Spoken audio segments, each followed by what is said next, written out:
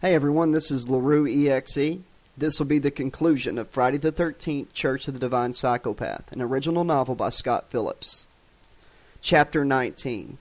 Out of breath and with a stitch in her side that felt like a knife had been jabbed through her ribs, Kelly finally stopped running.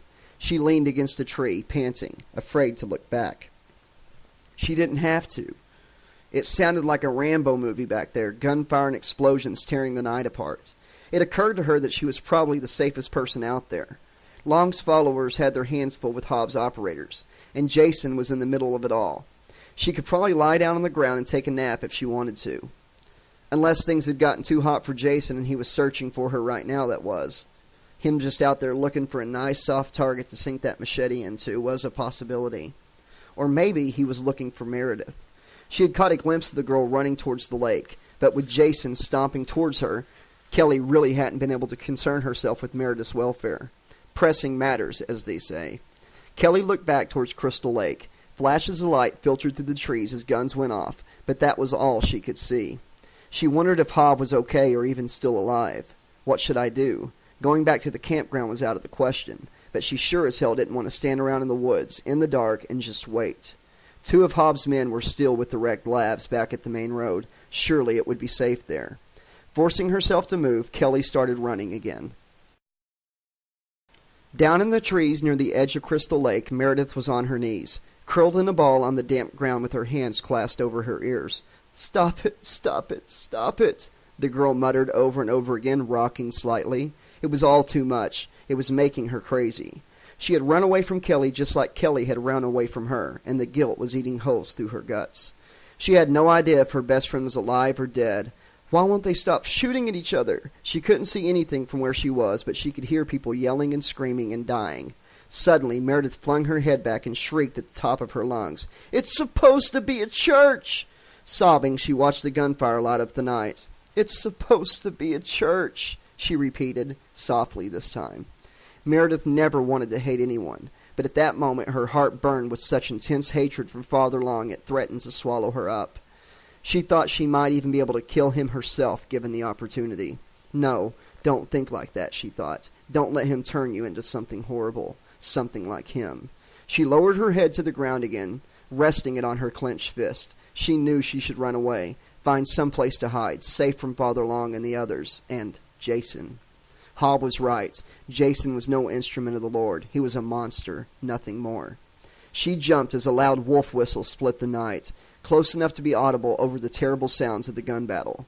Meredith's head snapped around and she squinted into the darkness. Mr. Rickles was standing a few yards away, a shaft of moonlight illuminating his repulsive, toothless face. "I see your honey. It's bright and shiny," he sang, pointing at her. Gasping, Meredith raised up, quickly grabbing at the hem of the T-shirt Hobb had given her and tugging it down to cover herself. Rickles stepped towards her, limping a little, and grinning that awful wormy grin. "You got no pants on, girl, and being bent over like that, whew!" He shook his head, feigning scorn. "Don't you see that's like an open invitation to a man? Maybe you need to be taught a lesson. Learn not to do things like that lest it lead others into temptation. You know what I mean, honey?" Meredith rose to her feet, stretching the end of her shirt down. "You stay away from me." The ex-Marine's lip curled in amusement. "I have to say, it was a real nice show, though. I wouldn't mind seeing it again." He reached towards her shirt, and Meredith backed away from him. "No, I said keep away. Don't touch me." Mr. Rickles fixed her with a stern look. "A girl shouldn't speak like that to the man who's going to be her husband. If we're going to have a life together, you better show me some goddamn respect." "I hate you," Meredith shouted.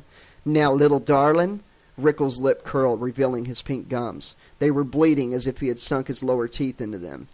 "Don't make me take my hand to you," he said, stepping close to her, "'cause I have no qualms about whipping that pretty little ass of yours until it's rosy red. In fact, maybe I ought to just go ahead and do that. It's very obvious you need to be taught some manners. And as your future husband, I suppose that duty falls to me." She slapped him across the face, her palms stinging from the force of the blow. "Maybe you need to learn a thing or two. I said don't you touch me, goddammit." Rickles slid his hand down his cheek, his eyes flaring in anger. "I think that just about settles it," he said. Meredith tried to break and run, but the ex-Marine caught the back of her shirt, ripping the fabric at the shoulder and reeling her in like a squirming fish. Screaming, she struggled ferociously, but Rickles' strong arms soon closed around her in a tight embrace. "Don't you understand I'm fighting for you up there? Risking my life for you so we can have a decent future? Let me go!" She kicked at him viciously, trying to stomp his bad foot, but couldn't get enough leverage to do any good. "Don't be like that. I love you, baby," Rickles said, nuzzling Meredith's neck, "like my sweetest little own girl." Meredith strained against the grip, thrashing violently. She felt his hand sliding down her belly. Then his fingers found the place she had prayed that they would never find. Hobbs' plan to drag Jason into the battle and turn him loose on the church folk would have been a good plan, if not for one small hitch. The son of a bitch was slaughtering God lovers and operators alike. Like a killer robot on autopilot, Jason had finished his business with the unfortunate Garb and simply waded into the sea of potential victims, cutting them down like blood-spewing stalks of wheat. The strike team in particular, preoccupied with pinning down and shooting the attacking church members, were completely unprepared when the machete-swinging maniac strolled into their midst. Hobb had witnessed Stilton's head come off, dribbling blood as it rolled across the ground, and soon afterwards Leonard had lost an arm before having his chest hacked open. Always one to be even-handed, Jason had also taken out at least that many members of Long's congregation so far. After Garb had bought it, Hobb ducked behind a tree, where he drew his knife and cut away part of the left leg of his coveralls. Tearing the fabric into strips, he used it to bandage his bleeding shoulder as best he could. The shit was hitting the fan in a major way. He wouldn't be much good to anyone if he was passing out from blood loss. The makeshift bandage really didn't seem to be making a whole hell of a lot of difference, however. Blood was still oozing from the wound with every beat of his heart, running down his back and soaking his coveralls. He wasn't going to be able to function much longer without taking care of the wound. Wincing, he reached back to lift the bandage slightly and peer at his shoulder. There was so much blood he couldn't see exactly how bad it was, but he knew one thing: Jason had really done a number on him. Releasing the bandage, Hobb turned and gazed out across the parking area, towards the main cabin, where Father Long hadn't poked his head out since before the shooting started, but Don James was still back there behind the school bus, slinging lead from the big hunting rifle he carried. At the moment, Jason was nowhere to be seen. Had he gotten tired of hacking apart fish in a barrel and wandered off into the forest? Hobb wondered if Jason ever got tired of killing people, or if, given an endless supply, he'd just keep slaughtering until there was no one left. Not a bad weapon, really, if you could just figure out a way to leash him. And what about Rickles? If that really had been the ex-Marine he saw duck into the trees earlier, then Hobb needed to get over there, try to take the guy out. At this point, he doubted that killing Rickles would have much effect on the fighting. He just knew it was something he'd like to do. But finding Rickles meant getting across the parking area, and it was alive with gunfire from all directions. There was a marginal amount of cover available in the form of the two trucks and the school bus, but that would put him awfully close to the main cabin, and in a crossfire between the 3 operators he had left and the church members. Only 3 men left. Holy shit, he thought. Hobb wasn't sure what kind of numbers they were facing in terms of religious folk, but there was nowhere near as much gunfire coming from that direction now as there had been earlier. Whether the Jesus freaks were dying or simply running out of ammo, he couldn't say. Hobb had 1 magazine in his FN MK46, and he'd fired at least a couple dozen rounds from that gun. He just had the 1 clip for his sidearm as well. He was going to have to stock up. He scanned the parking area, his eyes settling on the ravaged corpse of Leonard. The body lay about 10 yards from Hobbs' current position, and twice that back from the nearest truck. Holstering his sidearm, Hobb lifted his machine gun and took a couple of deep breaths. Then he raced out into the open, running in a low crouch. Someone took a shot at him, the slug hitting near his feet and kicking up a spray of dirt. Almost there, he thought. He heard an odd whirring sound as another bullet slid by his head, punching into the ground a few feet past him on the left. It was apparent that whoever was shooting at him wasn't going to make this easy. Twisting as he ran, Hobb unleashed a burst of fire from his rifle, not aiming at anything in particular, but trying to put some fear into whoever was drawing down on him. He tried to skid as he came up next to Leonard's body, but the moist ground clung to the rubber soles of his boots and he went down in a heap, landing atop the dead operator. Quickly rolling off the body, Hobb found himself smeared with Leonard's still-warm blood. Ah, shit!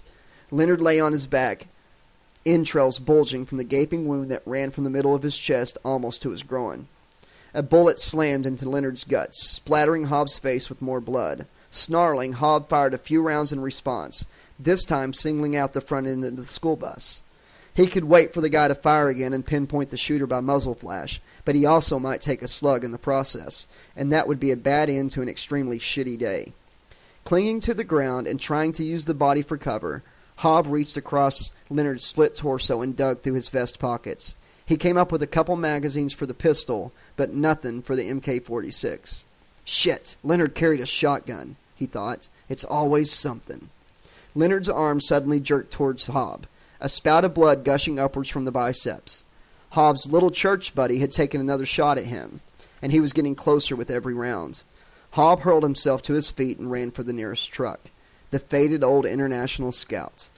He considered slinging some lead towards the cabin, but without a definite target, and after coming up empty-handed at Leonard's dead guy's ammo shop, he thought it better to save what he had until he could be sure of putting it through someone's face. Slamming into the right rear fender of the Scout, Hobb peeked up through the window.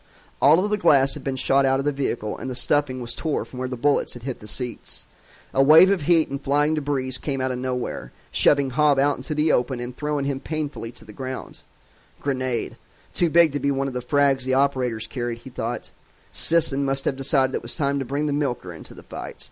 As Hobb hurriedly crawled back into the cover of the Scout, another explosion lifted the rear end of the school bus 6 feet into the air. A carpet of flame spread out from the blast, sweeping beneath the Scout and scorching Hobbs' hair. "Sisson!" Hobb shouted. "Hold your fire, for Christ's sake!" He saw the operator break cover long enough to throw him the high sign, then duck back out of sight again. From his vantage point on the ground, Hobb could see a couple of pairs of feet moving around behind the burning school bus. He would have wagered big that 2 of those feet belonged to Mr. Tattoos himself. Hobb squeezed the trigger of his gun, sweeping it along the underside of the bus as he fired. One of the bastards back there got lucky and escaped the hail of lead without injury.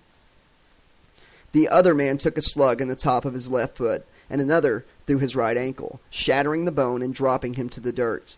The flames pouring from the bus created a pattern of flickering shadows, but Hobb easily recognized Don James. Hard to mistake that cartoon dog mustache. He fired again, watching as the bullets ripped into the tattooed biker, sending his body into a series of spastic breakdancing moves and putting him out of Hobbs' misery for good. Hobb turned when he heard a howl of pain from behind. He saw Chaffin stumbling from the trees, clutching at his face with bloodied fingers. He'd been shot through the lower jaw, and a stringy hunk of bone and meat dangled from his chin. As Hobb watched, a second bullet ripped into the man, hurling him to the ground, where he finally lay still. That leaves 2. If he was going to accomplish what he needed to, Hobb had to kill that shooter, but where in the hell were the shots coming from? Getting to his feet, Hobb dashed out from behind the Scout, trying to create a tempting target. Keeping an eye on the cabin and the trees beyond, he ran towards the pickup truck. There he saw a muzzle flash in the high branches of the tree that stood right next to the main cabin. The guy had probably clambered into the tree from the cabin's roof. Hobb hit the dirt rolling, came up on one knee behind the truck. His shoulder hurt and was still bleeding badly. If he took a second to think about it, he realized that he was starting to feel a little woozy, so he didn't think about it. All he wanted to do was get this over with and go home to Lauren. There was movement to his right, on the porch, behind the school bus. Hobb leveled his machine gun at the man. "Not this time, asshole." A 3-round burst of 5.56 caliber slugs crunched into the guy, hammering him back against the front wall of the cabin. He slumped, oozing blood. The resistance from the church folk was weakening. Scanning the area, Hobb only counted a couple of muzzle flashes, including the shooter up in the tree. Hell, it was almost quiet out here now. How to get a clear shot at the guy perched in the branches, though? Blow the thing right the hell out of there. That's how. Hobb signaled to Sisson. When the stocky fellow popped up to look questioningly at his commanding officer, Hobb gestured towards the big tree. Sisson signaled back that he got it. However, the operator was going to have to break cover in order to place the grenade where it needed to go. Hobb counted 3 in his head, then he and Sisson exchanged a nod. As Sisson stepped into the open, Hobb unleashed a hail of lead into the tree to give him some cover. Sisson raised his milker grenade launcher, drawing a bead on the upper branches of the tree. Just before he pulled the trigger, he saw Jason Voorhees step from the shadows on his right, machete raised for the kill. The blade slammed into Sisson's chest just below his clavicle. cutting through his bulletproof vest and sinking into the flesh and bone beneath. The impact knocked Sisson backwards, bringing the muzzle of the milker straight up. Hobb looked back just in time to see Sisson fire the milker into the air. The grenade sailed upwards and to the right a little, hanging in the air for a freakishly long moment. As it began to fall back towards the earth, Mosley broke from his cover nearby, sprinting, but he didn't get far. The 40mm grenades the milker fired only had about a 5-meter kill radius. In this case, that was more than enough. The explosion ripped through Sisson and Mosley, sending chunks of flesh and bits of Kevlar flying in all directions. Hobb caught a quick glimpse of Jason's body tumbling back into the trees. Then, the flash from the explosion momentarily blinded him. Hobb lay face down in the dirt, breathing hard. As the dust and bits of meat settled, that was it. He was on his own now, and the sniper was still up in that tree. But Hobb was royally pissed off and more than ready to do something about it. He jumped to his feet and sprinted towards the tree the shooter was perched in. It's a dumb move, he thought. Real John Wayne shit. Hobb couldn't care less. The guy took a couple shots at Hobb, kicking up dirt around his feet. Hobb weaved back and forth a little, but kept on hauling his ass towards that tree. He wasn't worried about preserving his ammo anymore. As he neared the base of the tree, he began firing up into the branches and howling. The slugs tore through the tree limbs, shredding branches big and small, and showering bark and leaves down on Hobb. Somewhere up there, somebody screams. Hobb kept firing even as he watched the body tumble through the branches, bouncing violently and flipping like a rag doll before it slammed to the ground. Panting, Hobb approached the corpse and rolled it over with his foot.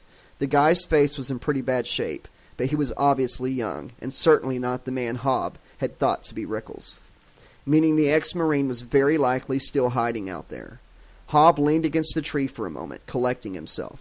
Nobody was shooting at him. It was an odd feeling. Silence had settled over Camp Crystal Lake again, except for the crackling of the flames as the school bus continued to burn. Then, through the sound of the fire, barely loud enough to hear, came a soft, girlish whimpering. Meredith? Pushing himself away from the tree trunk, Hobb raised his weapon and cautiously walked into the stand of trees that grew between Crystal Lake and the campground. Hobb's stomach churned. He knew exactly what he was going to find. Chapter 20.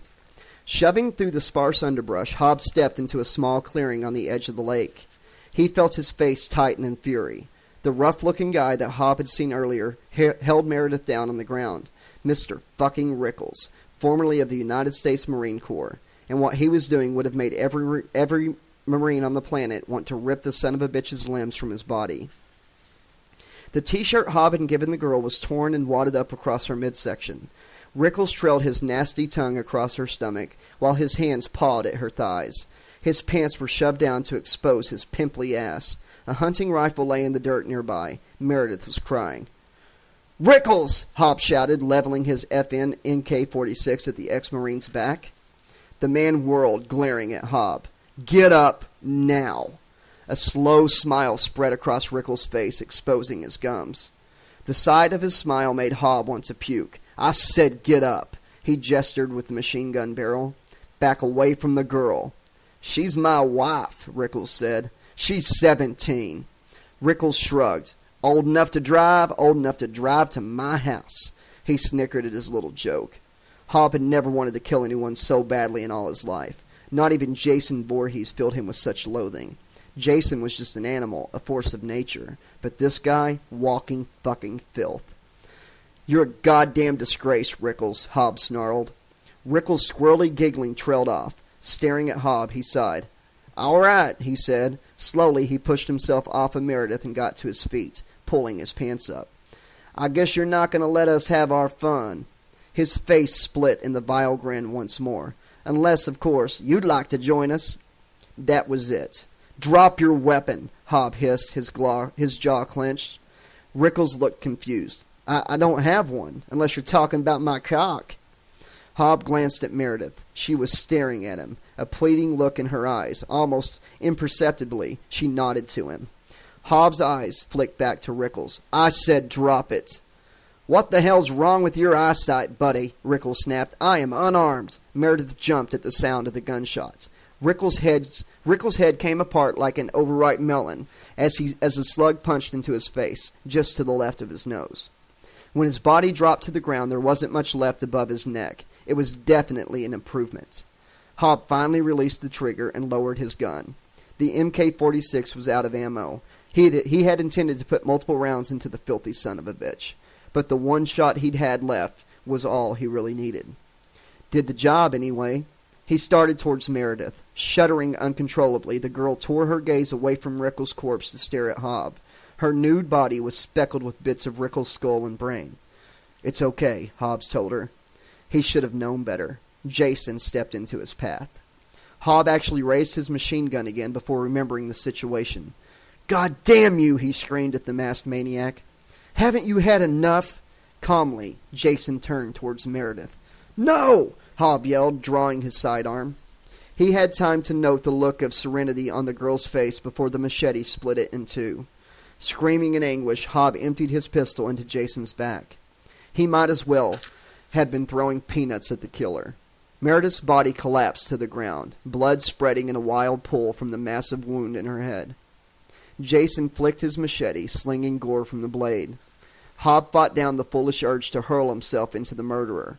Instead, as Jason slowly turned to face him, he ran for all he was worth, his heart hammering in his chest, breath coming in agonizing gasps, his sides aching. Not looking back, Hobb crashed through the trees and underbrush branches while they whipped at his face. Finally, he burst from the trees and raced out into the carnage-strewn battleground at Camp Crystal Lake, where he skidded to a stop, spinning in place, taking it all in. Bodies lie everywhere, their shattered limbs given false movement by the flickering light from the burning school bus. The flames had spread to the main cabin, the roof over the porch burning out of control. Hobb roared his anger and frustration at the brutal scene spread before him. Then Jason walked out of the trees, his yellow eyes burning with hate, merciless, tireless, driven by whatever hellish force invested him with the insatiable need to kill. And Hobb ran. Long awoke to an acrid odor, smoke. Something was on fire. The preacher was sprawled face down on the floor of his room, the glass-encrusted flail just beyond his hand. He must have passed out somehow. The delicious pain, perhaps? He lay there, unmoving, simply listening for a time. The quiet confused him. Had the battle come to an end? If so, his followers must have driven away the soldiers a second time. If the soldiers had prevailed, they would have come for him, dragged him away to meet what they would have called justice. He was the leader of the faithful, after all. But if his flock had won the battle, why hadn't one of them come for him? Curtis Rickles or Don James? He sniffed at the air. Yes, something was definitely burning. As Long started to rise, pain erupted through his back. Forcing his way through it, he pushed himself up on all fours, staring down in surprise at the pool of blood beneath him. Was it any wonder he felt so weak? A flame licked past the window. The cabin was burning. His cabin. Long made it to his feet only by pulling himself up on the foot of the bed. Standing, he teetered dangerously. His head felt as if it had been injected full of thick oatmeal. Where were his wives? Oh, yes. They had left him, ran away when he most needed their support. Well, he'd have to have a little talk with them, wouldn't he? Make them clear on their place in the scheme of things. The flames had risen up beyond the window and were coming in through the broken glass, taste-testing the room. His nude body slicked with blood, Long stumbled for the door and out into the hall. The front of the cabin was engulfed in flame. Intense heat hammered him as he staggered down the stairs, heading for the back door. It dimly occurred to Long that the building was empty. His followers had left him to die in the fire. It didn't matter, really, if his people had won or lost. It was all the same when their moment of judgment came. All the same in the eyes of the Lord. What mattered was defending their faith in him and in Long. Obviously, they had failed bitterly on both counts. "Sinners," Long muttered as he lurched out the back door. Stepping onto the back porch, he froze, staring across the grounds of Camp Crystal Lake. The pleasant summer retreat had become a killing field. Corpses and pieces of corpses littered the area between the main cabin and the smaller ones. Most noticeably, the savage bodies of Long's 3 wives. He picked his way down the steps and wandered into the scene of carnage, approaching the dead women. Their flesh had suffered such damage that Long couldn't even be sure which was which. He knew Christine only by the hideous scar that traversed her belly, and even its path had been altered. Brutal, yes, but only what they deserved. The women shouldn't have scampered around like that, flagrantly insulting the Lord with their carnal nakedness. Long continued, heading for the church. As he passed some of the family cabins, he could see bodies strewn carelessly in doorways and across the porches, no doubt cut down as they tried to escape their judgment. Blood decorated the walls and the earth itself. The good earth of Camp Crystal Lake. Long smiled wryly. His faithful followers had met the hand of God and were found lacking. A wrenching crack drew Long's attention. He looked back at the main cabin. More than half of it was now engulfed in the fire, and something had collapsed. The front porch, probably. Sparks and bits of burning debris drifted in the air above the building. He walked up the steps to the church. The door was slightly ajar, and the interior was dark. Long hesitated for a moment before pushing the door open and stepping inside. Long sensed Jason's presence before he saw him. "I wish I'd known your mother," Long said, his voice hollow in the large cabin. At the head of the room, a massive figure shifted in the shadows. The moonlight, filtering through a nearby window, delineated the familiar contours of Jason's hockey mask. Long walked towards him. "She should be looked up on as a saint, you know, for bringing you into this world." Long paused a few feet away from Jason. "For birthing the heavenly vessel." The heavenly vessel's dull eyes traveled the length of Father Long's body, finally settling on his face. Moonlight glinted off the machete as Jason lifted it slowly. Long stared at the blade, swallowing hard. He knew the time of his judgment was at hand. "I know I've sinned in my life and in my heart," the preacher began, raising his hands, palms up in supplication. "But I've done my best to atone for those sins." The machete blade continued its slow rise. "First, through the creation of the ministry, and the works I've done through that, in the Lord's name. And then through your resurrection." He lowered his head. "I can only offer those things in the knowledge that I've acted out of love for God and for you." Apparently, that wasn't enough to settle the tab. The machete sliced through the darkness, sinking into the left side of Father Long's head, just below the ear, and coming to a stop just under his nose. The blade knocked several of Long's teeth from their sockets, his mouth filled with blood. Jason gripped the top of Long's head with his free hand and wrenched the blade loose. Long collapsed to his knees, looking up at Jason with the eyes of a dying animal. "Praise God and all his wisdom," the preacher mumbled through a mouthful of blood. The machete came down again, slicing deeply into Long's shoulder near his neck. When Jason tugged the blade free, the father fell forward onto the wooden floor. Jason rested his foot on the preacher's chest and brought the machete down through his collarbone, before hauling the blade back out. Then the brutal killer lined up the father's chin with the blade, as if teeing off on the 18th, and sliced along Father Long's face, flesh striking the wall. Orange light was spilling over the horizon as Hobb reached the main road and the wrecked labs. He'd run the entire distance at an insane sprint. He felt like battery acid was being pumped through his veins. An unusual sight brought him skidding to a halt at the edge of the two-lane blacktop. Kelly sat on the ground next to the transport that was still upright, the one they'd left Blair and Levinger in, her legs apart as she played in the dirt. In her rumpled flower-print sundress, she looked like a sad little kid. This was a bad sign. Hobb started to walk across the road but couldn't make it. His legs felt like rubber, and his chest was on fire from exhaustion. Bending, he rested his elbows on his knees and sucked air. Kelly looked up at him curiously. "Where's Meredith?" Hobb considered his response.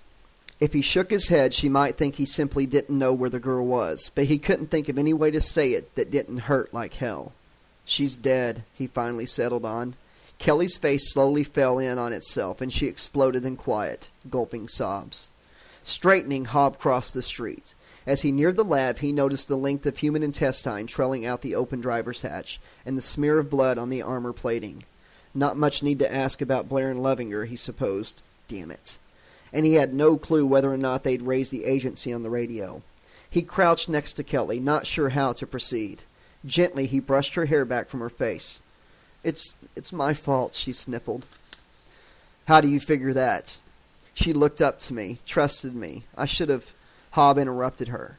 None of us knew what we were getting into out here. Don't try to take the blame. It'll just eat you up until you've got nothing left inside but guilt. Sniffling, Kelly looked at him. You're bleeding. I am? Don't joke, she said, reaching out to gingerly touch his wounded shoulder. It looks bad. Doesn't feel so hot either now that you mention it. She nodded towards the lav. These things carry a first aid kit, right? You should let me fix it up. He shrugged her hand away, standing. No time. You've lost a lot of blood, and you're exhausted, she said. Maybe I'll have some orange juice later. He walked to the back of the lab. The hatch was shut and locked. Do you ever take anything seriously? Kelly asked, getting to her feet and smoothing her stained skirt. Hobb fixed her with a solid gaze. Breakfast? She let out a little snort of disdain. Walking past her on his way to the front end of the lab, Hobb paused. I killed Rickles. Kelly stared at him as he continued around the front of the vehicle. They're dead? She started after him. The soldiers, operators, your friends? Hobb had clambered up on the nose of the transport and was peering in through the gore-slathered hatch. I can see that. I'm sorry, she said. Hobb looked at her. So am I. With that, he took hold of the intestine, grimacing in disgust. He wondered if it was Blair's or Levinger's. Oh my God, Kelly muttered, turning away. Yeah, Hobb said. You might not want to watch this. He began tugging at the length of gut, pulling it out of the lab and letting it drop to the dirt in front of the transport. Trying to clear the hatchway, struggling to hold down the bile rising in his throat, he glanced back to where the intestine trailed off to into the trees. Which end was the body on? Hobb recalled hearing that these things were something like 2 or 3 miles long. He could be here all day. Just as he was preparing to let fly with some puke, the end of the intestine came through the hatch. Assuming this meant the body was at the other end, he let the ropey gut drop with a moist splat and wiped his hands on his pants. He turned away and took a couple deep breaths. What are you doing, anyway? Kelly asked, pressing her fist to her mouth. Hobb positioned himself over the hatch. I need some firepower. Then he dropped through, disappearing inside the vehicle.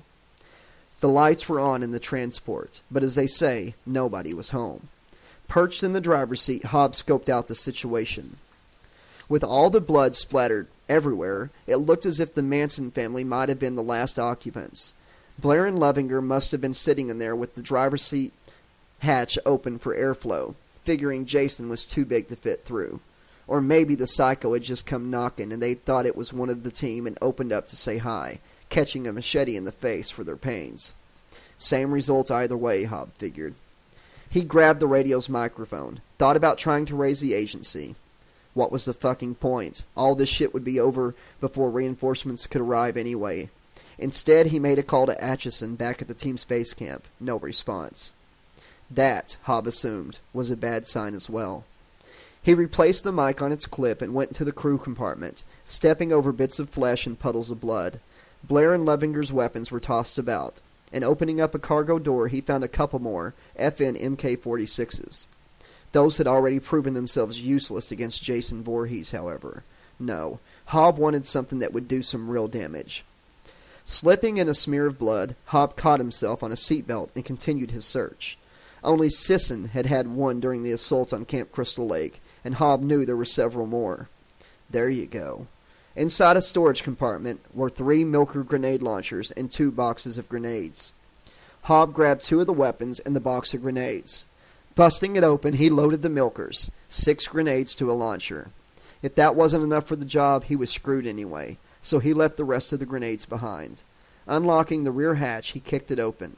The massive metal plate fell to the ground with a resounding thud. Kelly rounded the corner of the vehicle as Hobb was striding down the ramp, a Milker clenched in each fist. How did you know I wasn't standing back here? You could have squished me, she shouted. So much for the kick-ass Rambo approach, Hobb thought. He strode the rest of the way down the ramp, lowering the barrels of the launchers as he hit bottom. Kelly eyeballed the weapons. What are you doing? You're not planning on going back in there, are you? Yeah, that's pretty much the plan, Hobb said. You're just going to get yourself killed. That, Hobb said, smiling at her, is not the plan. She stared at him. Well, I'm not staying here. Good. I need you for bait. Her mouth hanging open, she watched Hobb heft the Milkers, resting their considerable weight on his shoulders, and start walking towards Camp Crystal Lake. A moment later, Kelly followed. Chapter 21. Kelly couldn't figure Hob out. On the one hand, the guy seemed cocksure and ready for anything, but at the same time he seemed to have absolutely no confidence in his ability to succeed at any given task. So why was she following him back to Camp Crystal Lake to play worm on a hook for Jason fucking Voorhees? Because standing around by herself and waiting for Jason to find her was even stupider. Glancing across the treetops, she noticed a thick column of black smoke in the distance. "What's all that smoke?" she yelled, hustling out onto the two-lane blacktop to catch up to Hob, who was already across the road. "Main cabin's on fire," he called back to her. As she hit the dirt shoulder on the other side, she heard a car, a big car, like a truck, or maybe even a troop transport bringing all kinds of soldiers with even bigger guns. "Hey!" she shouted to Hob. "Wait up! Someone's coming!" He paused, turning towards the road. "I hear it." They waited, Kelly staring down the two-lane strip, trying not to jump up and down like an excited schoolgirl. When the truck appeared around the bend, her spirits sank into her shoes. Just an old flatbed hauling chickens packed into wooden crates. She looked at Hob, shaking her head. "Want me to flag him down anyway?" "What for?" Hob said, turning away and walking down the dirt road. The chicken truck rolled by. Kelly waved at the old farmer perched behind the wheel. Then she followed Hob, running to catch up. "What's your name?" she asked, coming up alongside him. "Hob. Not Ham," he said. "No, your first name." "Walter. Like the guy who created Woody Woodpecker." She looked at his shoulder, where the grenade launcher was rubbing against it. His wound was bleeding worse now. "You want me to carry that?" "Probably not a good idea," he said, "in case we run into trouble." "Right. Got a girlfriend, Walter?" "Wife. If she doesn't leave me when she sees how disfigured I am." "What's her name?" "Why? Are you going to call her when I get killed?" Kelly frowned. "I'm just trying to make conversation, and in the future, let's say if you get killed, okay?" "Well, her name's Lauren." "She must be so worried about you all the time being in this line of work," Kelly said.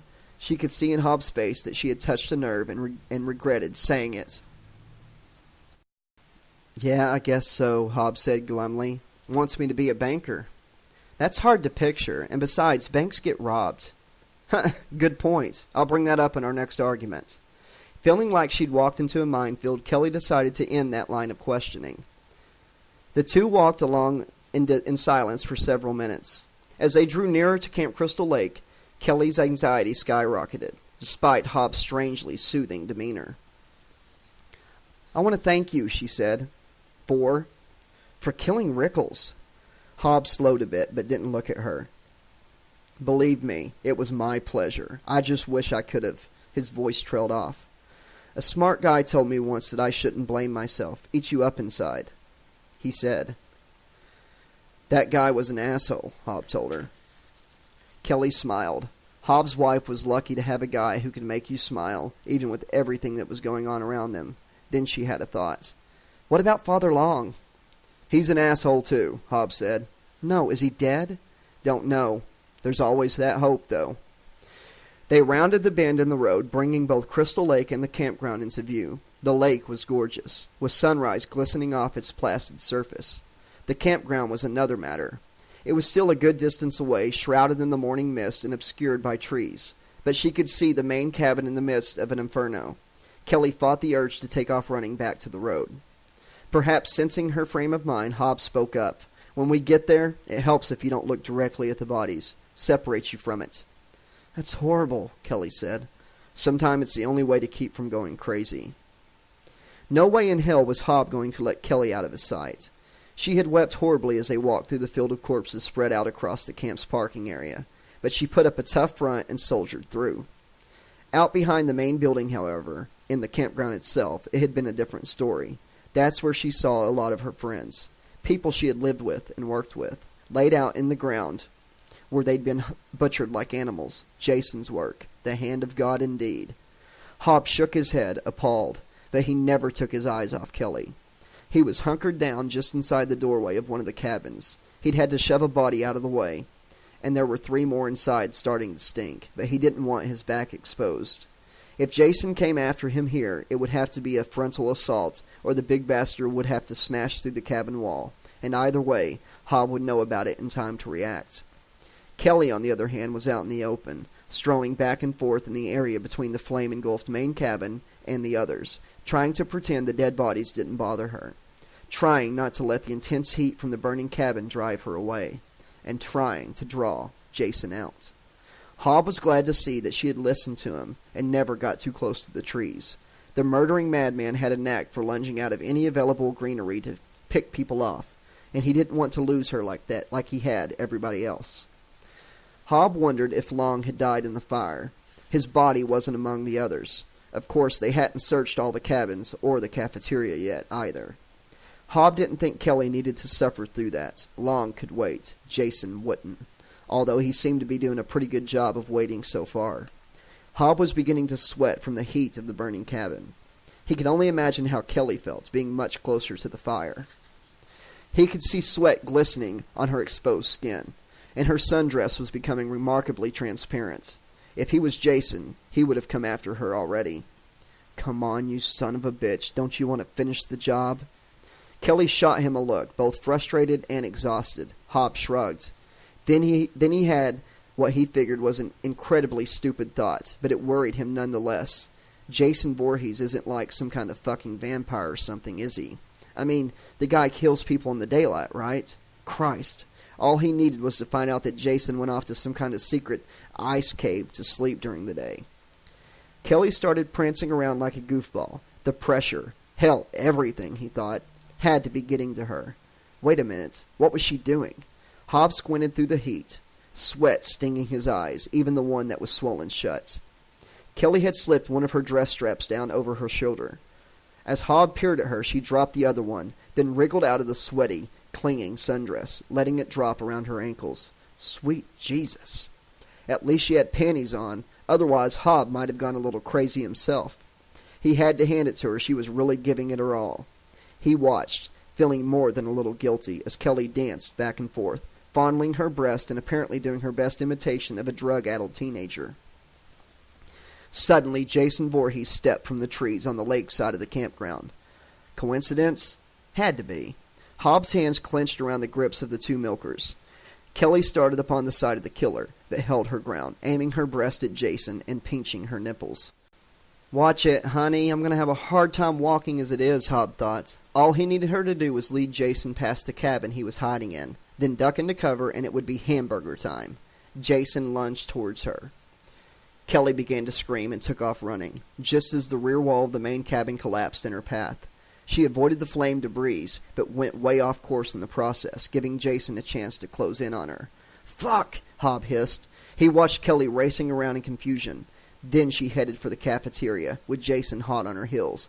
No! Hobb leapt to his feet, trying to wave her off. Kelly, no! She pounded up the steps and banged through the cafeteria door. No, no, no! Hobb fumed. Not in close quarters. How was he supposed to lob grenades at the bastard if Kelly was in the room with him? Hobb ran down the steps of the cabin he'd been hiding in, just as Jason entered the cafeteria. She was trapped in there with him. Hobb heard her scream. Sprinting towards the cafeteria, Hobb nearly stumbled and fell, catching himself by driving the barrel of one of the milkers into the dirt. Recovering, he bounded up the steps of the cafeteria and ran through the open door.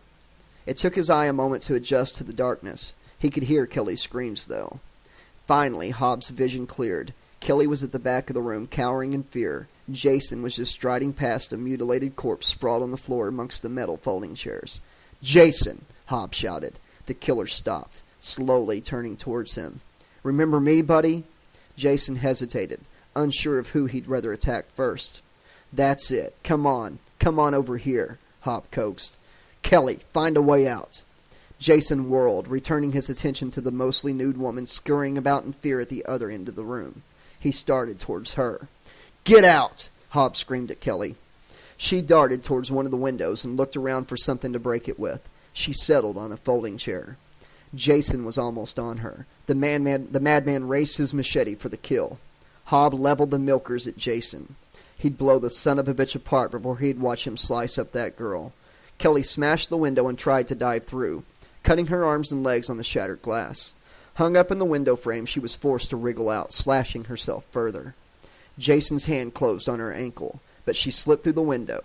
Furious, Jason spun towards Hobbs. His eyes were smoldering. Come on, asshole, Hobbs said, slowly backing towards the door. He needed to give Kelly time to get away from that wall. Jason advanced on Hobb. Hobb fired. The grenade hit the floor near Jason's feet and exploded, sending up a shower of torn wood and hurling high-explosive ball bearings whipping through the cafeteria. Jason had disappeared in that fireball. Hobb was slammed to the floor by the blast, but quickly jumped up before the dust could settle. Jason was nowhere to be seen. Surely he hadn't been torn apart by just one grenade. As the smoke began to clear, Hobb moved in closer. He tripped over something, tumbling to the floor and very nearly falling into a large hole the blast had opened up. He looked back at the object he had fallen over. A severed leg, torn off just below the knee. Jason's severed leg. Hobbs smiled. This just might work. He approached the edge of the hole, peering into a basement, and lying on the dirt floor, struggling to rise with only one leg, was Jason Voorhees. But there was something else down there, too. Hobbs stared into the gloom, finally realizing what it was. Bodies, piled like wood. Some of them were church folk, but among them Hobbs could see Jeff Townsend's large corpse.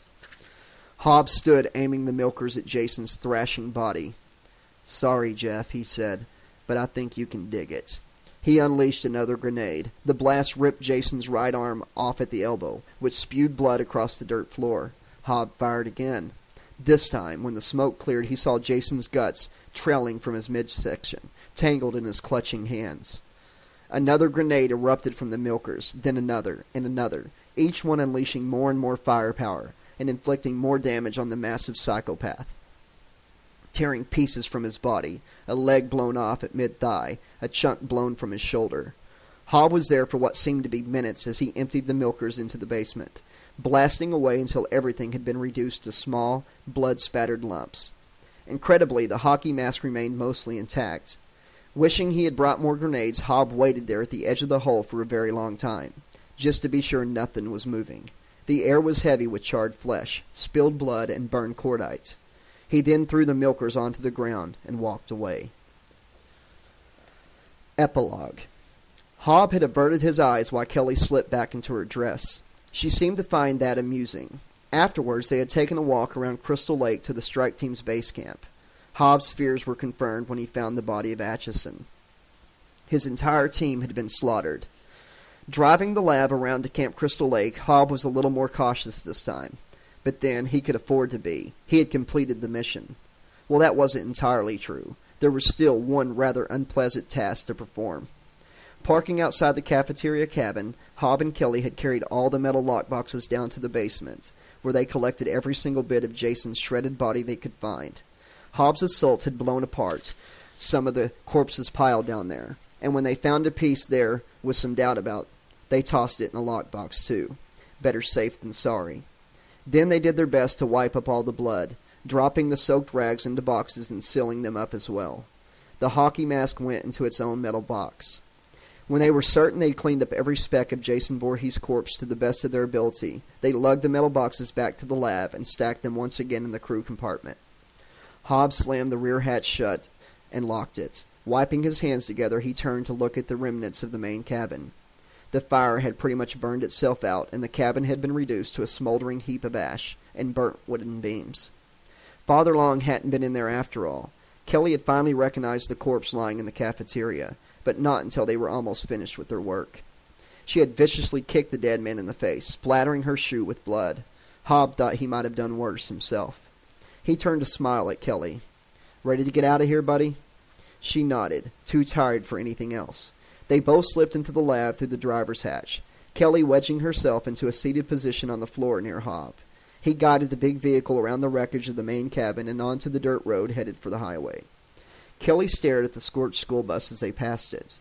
It seemed so long ago that she had ridden that bus into that campground. They rode in silence for a time. Then, as Hobb wheeled the lab out onto the two-lane highway headed towards town, Kelly leaned forward. "What do you think they'll do with this stuff?" she asked, nodding towards the metal lockboxes. "I don't know," Hobb said. "But I'd be pretty happy if they put it on a rocket and shot it into the goddamn sun." The end. All right, this has been the conclusion of Friday the 13th, Church of the Divine Psychopath. I want to do like a little review thing here, if anybody cares to listen. All in all, I thought the book was pretty good. I thought this would have made a pretty interesting sequel, like one of the movies. It would have been a really cool plot to see play out in the movie. My biggest disappointment of the book was I think Long should have had his death be at the hands of Kelly. I think she earned that throughout the book. Also, I think that Jeff Townsend, his death should have been going up against Jason, not just getting shot randomly by somebody. Those are my two biggest beefs with it. But all in all, I thoroughly enjoyed it. I'd love to hear in the comments what you all thought of the book. If you enjoyed the story, what you liked about it, what you didn't like about it, things like that. Okay, I know I said that I would give this book away to a sub if we reached 100 subscribers before we finished this book. Well, we got really close. So what I'm going to do is whenever I upload the next video, which is going to be the first couple chapters of Nightmare on Elm Street, Suffer the Children, then I will announce which subscriber has won this copy of Friday the 13th, Church of the Divine Psychopath. They will need to contact me on Reddit and get me their shipping information, and I will ship it out to them immediately. I hope everybody enjoyed the video. Please tune in when I begin A Nightmare on Elm Street, Suffer the Children. That will be the next upload, so be sure to click the bell so you know when those chapters go up. Everybody have a great night, and I really hope you enjoyed the book.